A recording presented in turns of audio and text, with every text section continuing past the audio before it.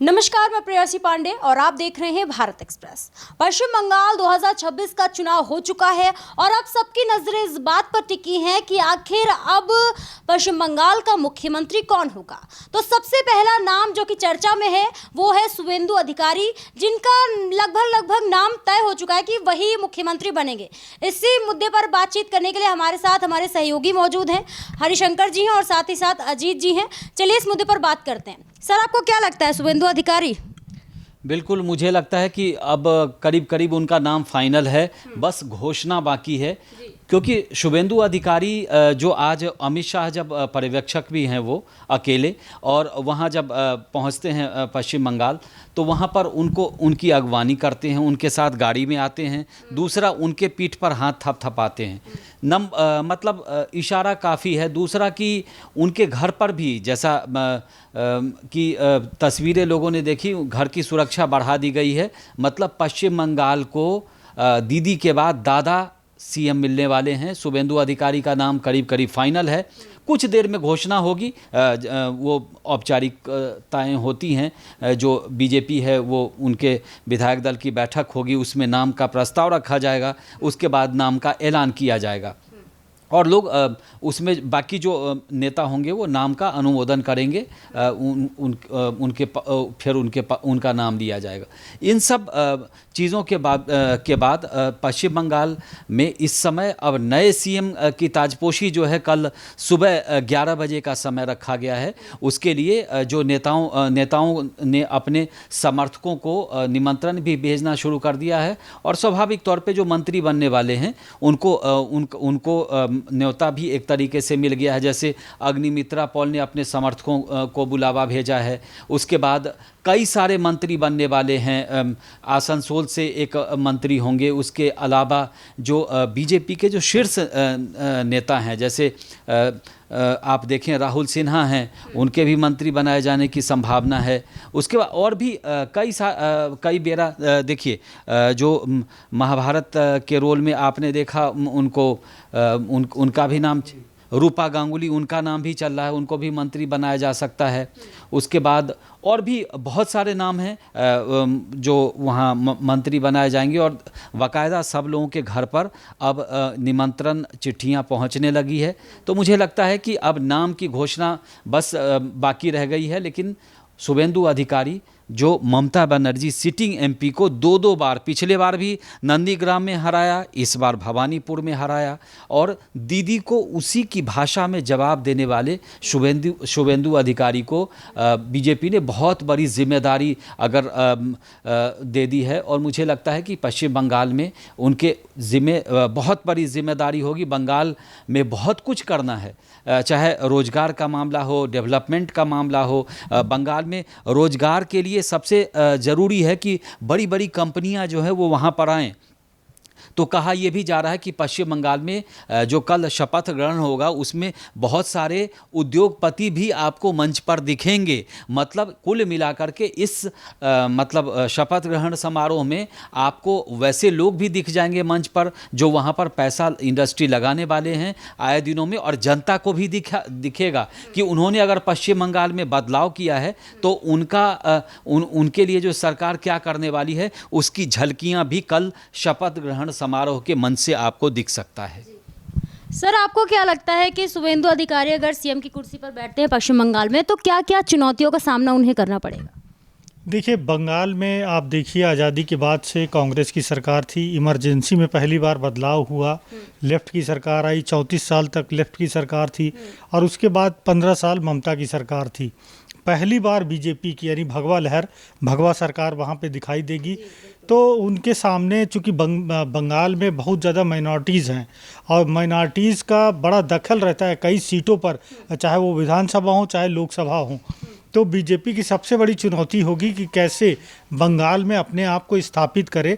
सिर्फ विधानसभा चुनाव जीतना ही एक बड़ी सफलता नहीं है, क्योंकि लोकसभा में अभी भी देखिए कि 40 में से 42 में से काफ़ी सीटें टीएमसी को मिली हैं, बीजेपी को बहुत कम सीटें मिली हैं। तो कैसे लोकसभा में अपनी बढ़त बनाए। उसके अलावा जो टीएमसी के कैडर्स वगैरह कैसे, वहाँ पर हमने देखा कि खुद शुवेंदु अधिकारी के पीए की हत्या हुई परसों रात में। तो इस तरह वहाँ पर जो माहौल ख़राब है उसको कैसे सामान्य किया जाए, क्योंकि वहाँ पर रोज़गार वगैरह की बड़ी दिक्कत है, क्योंकि नई इंडस्ट्री वहाँ पर नहीं लगती। आप पिछले चुनाव में देखिए नंदीग्राम बड़ा मुद्दा बना था, टाटा की फैक्ट्री लगने वाली थी जो कि गुजरात चली गई, अहमदाबाद। तो वहाँ पर जैसा कि सर ने भी बोला कि काफ़ी उद्योगपति भी हम लोग देखेंगे, तो वहाँ पर कानून व्यवस्था अगर अच्छी रहेगी तभी वहाँ पर उद्योगपति अपना फैक्ट्री लगाएंगे, वहाँ पर रोजगार स्थापित होगा। ये बीजेपी के लिए बहुत बड़ी चुनौती होगी।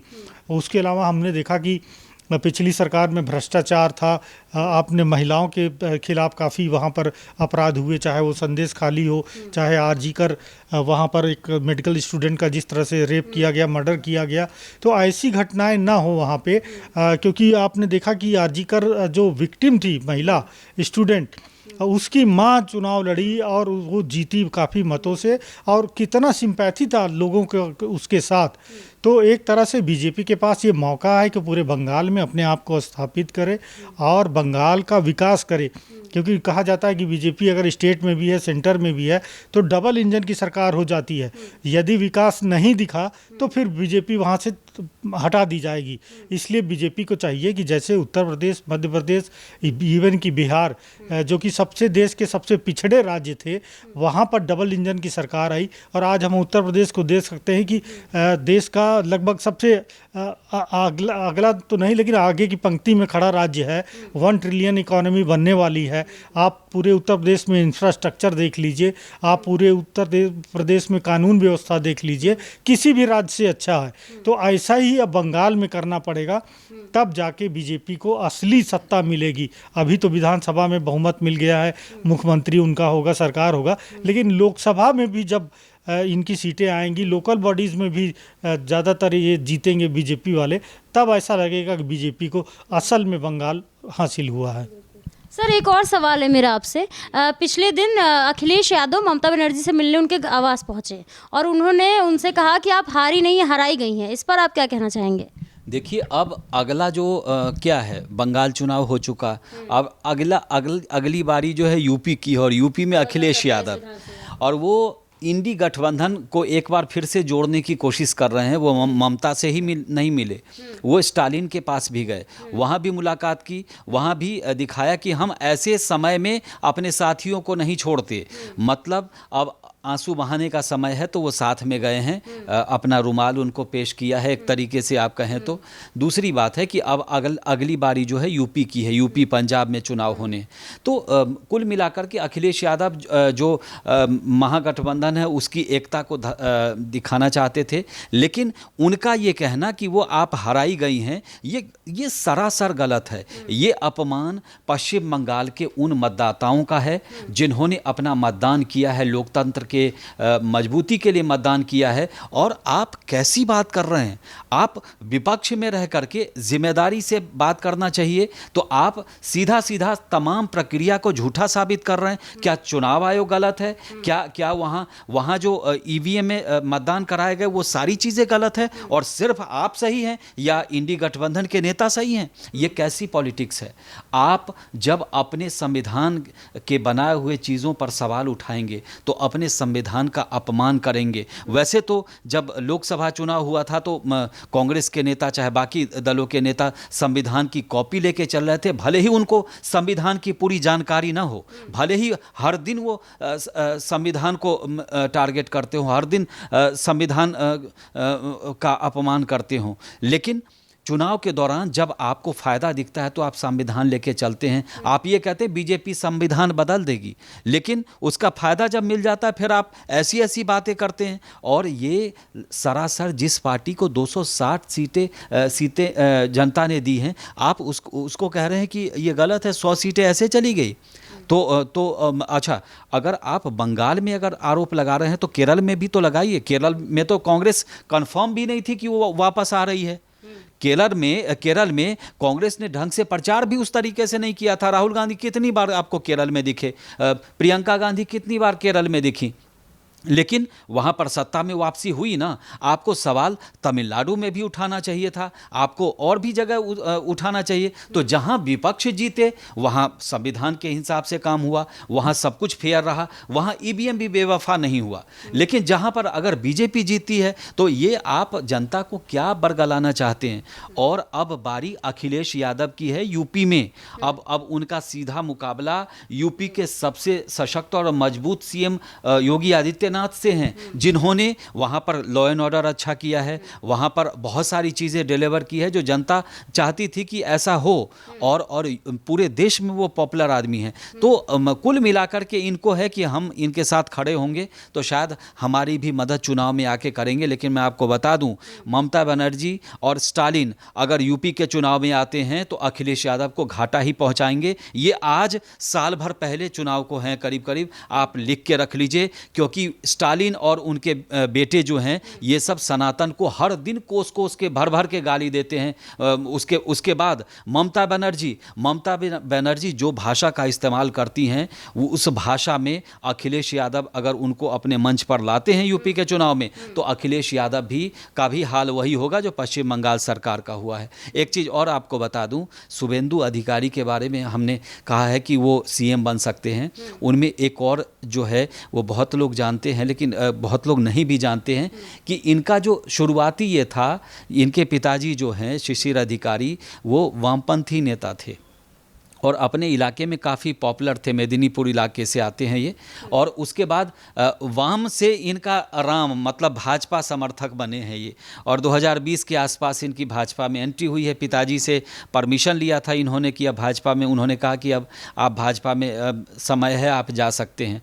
तो इतने साल में उन्होंने बहुत मेहनत किया। ममता बनर्जी को उनके पिच पर जाकर के इन्होंने ललकारा और चुनाव में हराया।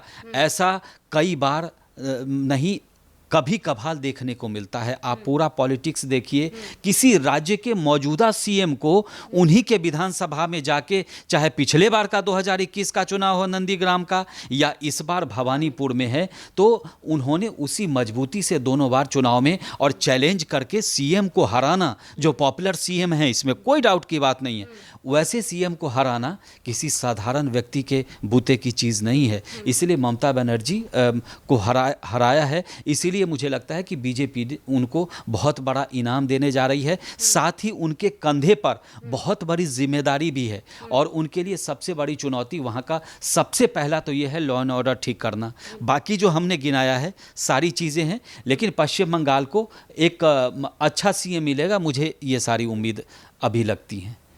देखिए सर, चर्चा तो शुभेंदु अधिकारी की हो रही है सीएम की कुर्सी पर बैठने की, लेकिन डेप्यूटी सीएम कौन बन सकता है? कहा जा रहा है कि बंगाल में 2 डेप्यूटी सीएम बनेंगे। कौन कौन बन सकते हैं?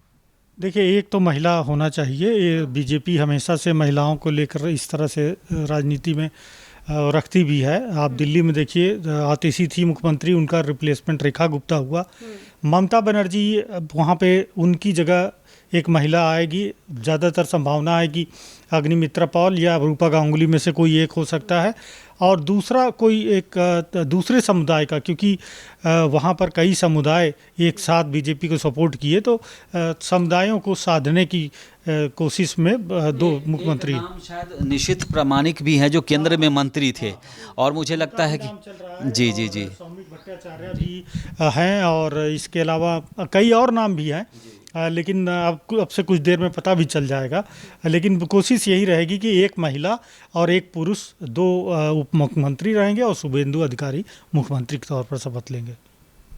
फिलहाल इस खबर में इतना ही। ऐसे ही और भी तमाम खबरों को देखने के लिए देखते रहिए भारत एक्सप्रेस।